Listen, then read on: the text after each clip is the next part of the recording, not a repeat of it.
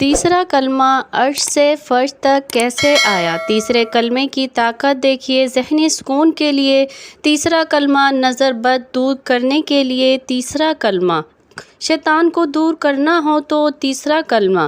بسم اللہ الرحمن الرحیم۔ دور حاضر کے معاشرے میں طرز زندگی اور بت باش جس سرعت کے ساتھ تبدیل ہوتا نظر آ رہا ہے کہ وہ کسی کی نگاہ سے پوشیدہ نہیں، لیکن اس حقیقت سے بھی انکار نہیں، بعض احساس قلوب اذیت میں مبتلا ہیں اور اس خواہش اور وسیع میں مصروف عمل ہیں کہ معاشرہ اصلاحی کاوشوں کا اثر قبول کر لے اور اسلامی طرز زندگی کو اپنائے۔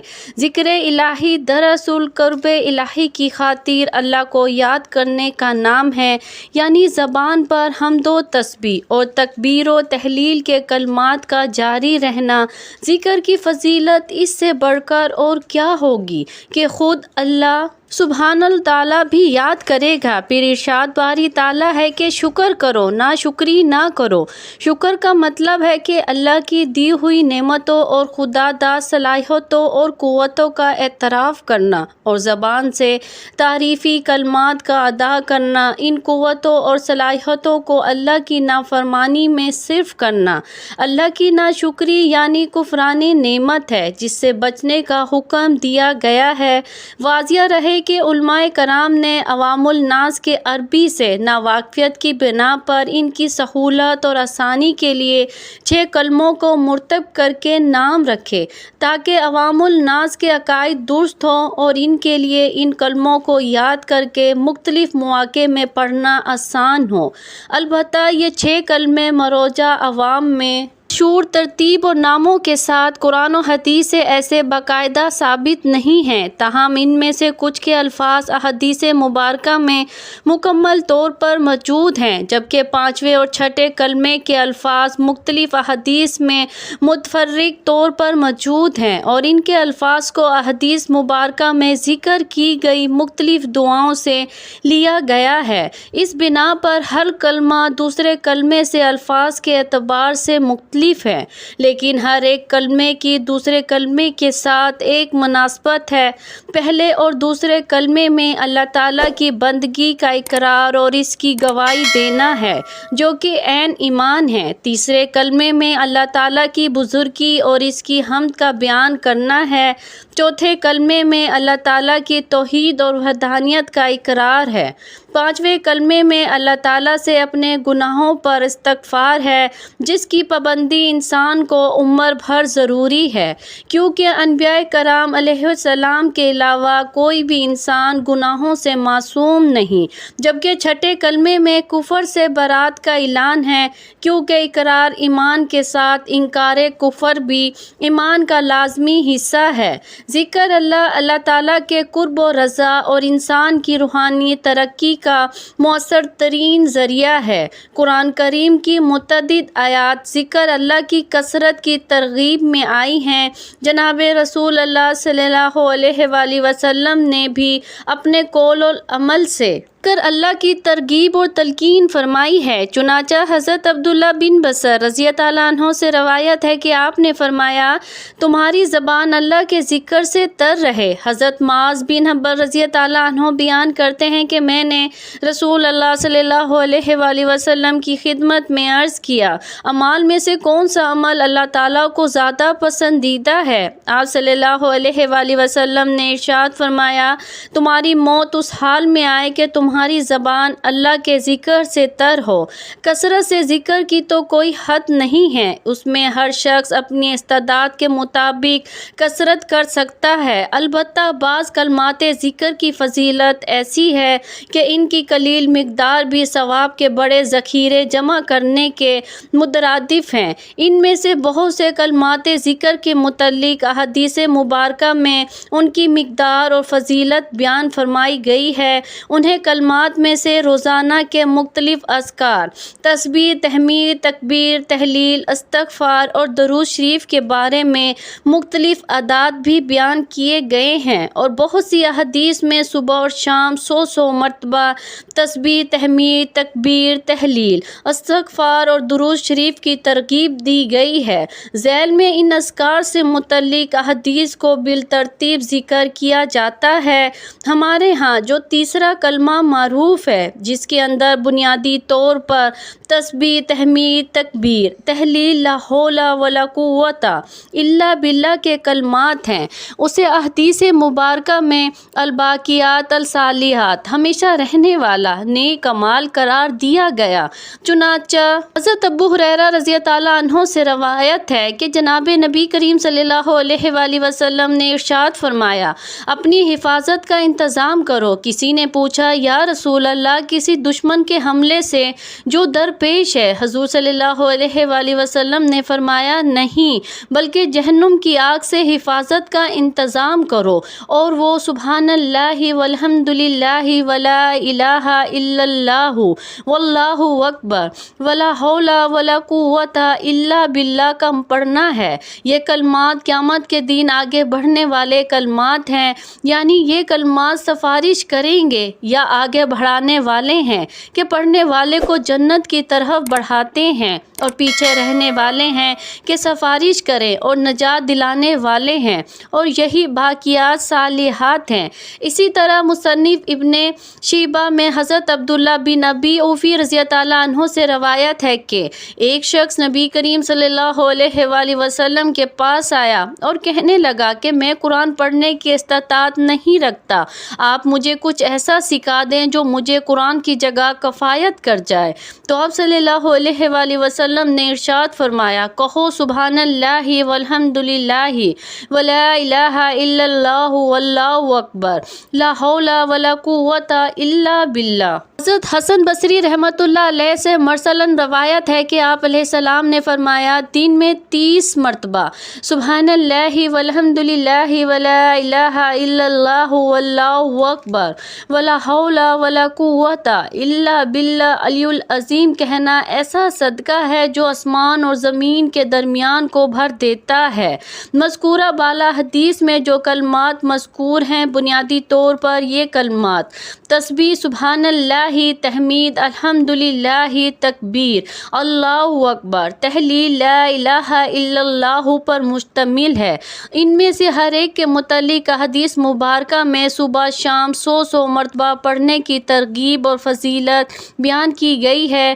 لا حول ولا قوت الا باللہ العلی العظیم کو جنت کا خزانہ قرار دے کر اس کے ذکر کی کثرت بھی احادیث میں ترغیب آئی ہے، جو کہ حسب ذیل ہے۔ حضرت عبداللہ بن عمرو بن العاص رضی اللہ عنہ سے مروی ہے کہ جناب نبی کریم صلی اللہ علیہ وآلہ وسلم نے ارشاد فرمایا، جو شخص 100 مرتبہ صبح اور 100 مرتبہ شام کو سبحان اللہ کہے، وہ 100 حج کرنے والے کی ماند ہے۔ جو آدمی صبح اور شام 100 مرتبہ الحمدللہ کہے، وہ اس شخص کی طرح ہیں جس نے اللہ تعالیٰ کے راستے میں 100 مجاہدوں کو گھوڑوں پر سوار کیا، یعنی انہیں سواری دی، یا فرمایا وہ 100 غزوات لڑنے والے غازی کی طرح ہیں۔ جو شخص صبح اور شام 100 مرتبہ لا الہ الا اللہ کہے، وہ اس آدمی کی طرح ہے جس نے حضرت اسماعیل علیہ السلام کی اولاد سے 100 غلام آزاد کیے، اور جس نے صبح اور شام 100 مرتبہ اللہ اکبر کہا تو اس دن اس سے اچھا عمل کسی نے نہیں کیا، البتہ وہ شخص جو یہ کلمات اسی طرح کہے یا اس سے زائد بار کہے۔ حضرت ابو موسیٰ اشعری رضی اللہ عنہ سے روایت ہے کہ جناب نبی کریم صلی اللہ علیہ وآلہ وسلم نے مجھ سے فرمایا، کیا آپ کو ایک ایسا کلمہ نہ بتاؤں جو جنت کے خزانوں میں سے ایک خزانہ ہے؟ میں نے عرض کیا، یا رسول اللہ ضرور بتائیں۔ آپ نے فرمایا، وہ کلمہ ہے لا حول ولا قوت الا باللہ۔ حضرت ابو ہریرہ رضی اللہ عنہ سے روایت ہے کہ جناب نبی کریم صلی اللہ علیہ وآلہ وسلم نے فرمایا، لا حول ولا قوت الا باللہ کثرت سے پڑھا کرو، یہ جنت کے خزانوں میں سے ایک خزانہ ہے۔ مذکورہ بالا حدیث مبارکہ سے یہ بات ثابت ہوتی ہے کہ صبح اور شام 100 مرتبہ تسبیح، تحمید، تکبیر، تحلیل اور لا حول ولا قوت الا باللہ پڑھا جائے۔ نیز حدیث مبارکہ میں آئے ہوئے کلمات الباقیات الصالحات سبحان اللہ والحمد للہ ولا الہ الا اللہ واللہ اکبر ولا حول ولا قوت الا باللہ میں یہ ساری باتیں موجود ہیں، لہٰذا اگر 100 مرتبہ الباقیات الصالحات کو پڑھ لیا جائے تو مذکورہ بالا حدیث کے مطابق عمل بھی ہو جائے گا اور ان کی فضیلت حاصل ہو جائے گی۔ اور انہیں کلمات الباقیات الصالحات کو ہمارے برصغیر کے بزرگوں نے تیسرے کلمے کاروان دے کر سکھایا ہے۔ چنانچہ بزرگان دین کی طرف سے تیسرے کلمے کی صبح اور شام 100 مرتبہ کی تسبیح پڑھنے کی جو ترکیب دی گئی ہے وہ ان مذکورہ بالا حدیث مبارکہ سے ماخوذ ہے۔ تیسرے کلمے کے کرشمات میں سفر کے لیے ٹرین میں چڑھا، ایک جگہ بیٹھ گیا، وہاں پر کافی لوگ بیٹھے تھے، میں تسبیح نکال کر پڑھنے بیٹھ گیا۔ میں نے کہا میں اصل میں ایک ایسا ذکر کر رہا ہوں جس کے یہ فائدے ہیں، جو اس کو سبحان اللہ 100 دفعہ پڑھ لے اور پڑھنے میں 3-4 منٹ لگتے ہیں۔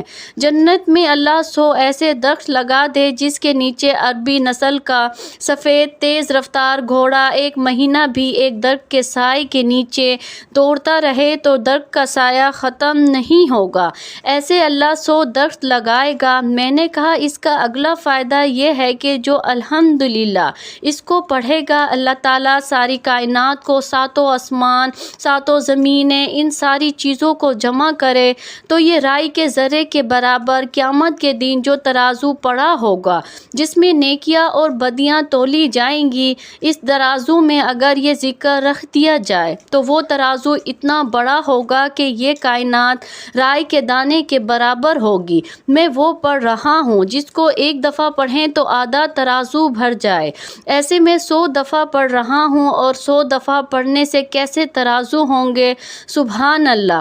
پڑھنے کا دوسرا فائدہ یہ ہے کہ 100 دفعہ پڑھنے سے زمین اور آسمان کا جتنا خالی ہے سارا نیکیوں سے بھر جاتا ہے۔ پھر میں نے اللہ اکبر نہیں بتایا، میں نے کہا میں ایک ایسا وظیفہ پڑھ رہا ہوں جس کو چند لمحے چند منٹ لگتے ہیں، لیکن پڑھنے والے کو وہ نور ملتا ہے۔ قیامت کے دن سارا جہاں اندھیرے میں ہوگا اس کے پاس نور ہوگا اور یہ تقسیم کرے گا اور اس کے پڑھنے والے کو اللہ عرش کا سایہ دے گا، اور سارا جہاں دھوپ میں ہوگا، زمین تانبے کی ہوگی، اللہ کا جلال ہوگا اور کوئی وارث نہیں ہوگا سوائے مدینے صلی اللہ علیہ وآلہ وسلم والے کے، اور یہ وہ ذکر ہے جس میں عرش کا سایہ نصیب ہوگا۔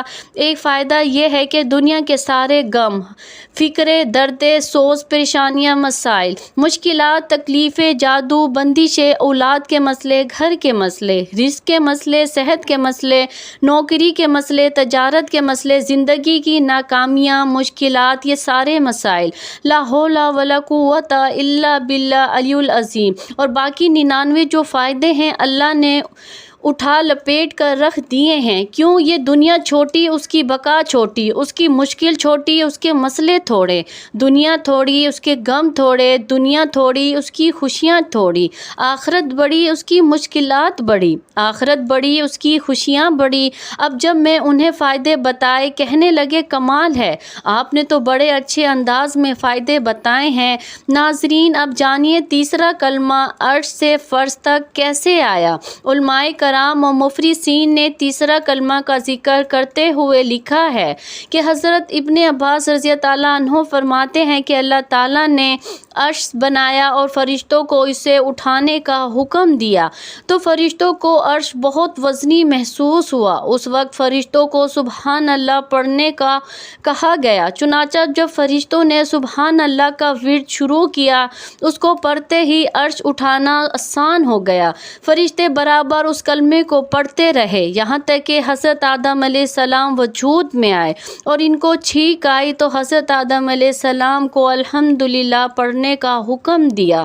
اس کے جواب میں اللہ تعالیٰ نے فرمایا یرحمک اللہ۔ یاد رہے جب فرشتوں نے حضرت آدم علیہ السلام سے یہ کلمہ الحمدللہ سنا تو سبحان اللہ کے بعد الحمدللہ بھی پڑھنے لگے۔ پھر حضرت نوح علیہ السلام کا زمانہ آیا تو بت پرستی کے خلاف اللہ تعالیٰ تعالیٰ نے حضرت نوح علیہ السلام کو حکم دیا کہ قوم کو لا الہ الا اللہ کی تلقین کرے۔ فرشتوں نے جب حضرت نوح علیہ السلام سے لا الہ الا اللہ کو سنا تو اس کو بھی ملا کر پڑھنا شروع کر دیا۔ یاد رہے فرشتوں کے پاس 3 کلمات تھے، سبحان اللہ والحمد للہ ولا الہ الا اللہ۔ فرشتے یہ 3 کلمات کی تسبیح کرتے رہے۔ وقت گزرتا گیا، جب حضرت ابراہیم علیہ السلام کا زمانہ آیا، حضرت ابراہیم علیہ السلام کو حضرت اسماعیل علیہ السلام کی قربانی کا حکم ملا۔ تعمیل کرنے لگے تو جنت سے جبرائیل علیہ السلام دنبا لے کر آئے، اسماعیل علیہ السلام کی جگہ اس کو قربان کر دو۔ حضرت ابراہیم علیہ السلام کی زبان سے خوشی سے نکلا اللہ اکبر۔ جب فرشتوں نے حضرت ابراہیم علیہ السلام سے اللہ اکبر سنا تو اس کو بھی ملا لیا اور یوں پڑھنے لگے، سبحان اللہ والحمد للہ ولا الہ الا اللہ واللہ اکبر۔ اب فرشتے ان 4 کلمات کی تسبیح کرتے رہے۔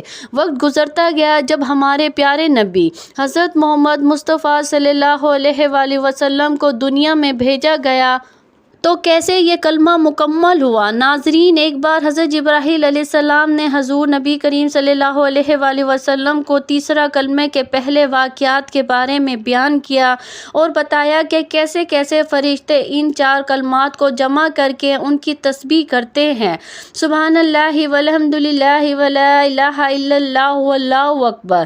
ناظرین محترم، جب آپ صلی اللہ علیہ وآلہ وسلم نے ان 4 کلمات کی تسبیح کو سنا تو آپ صلی اللہ علیہ وآلہ وسلم نے اظہار تعجب کے لیے فرمایا، لا حول ولا قوت الا باللہ العلی العظیم۔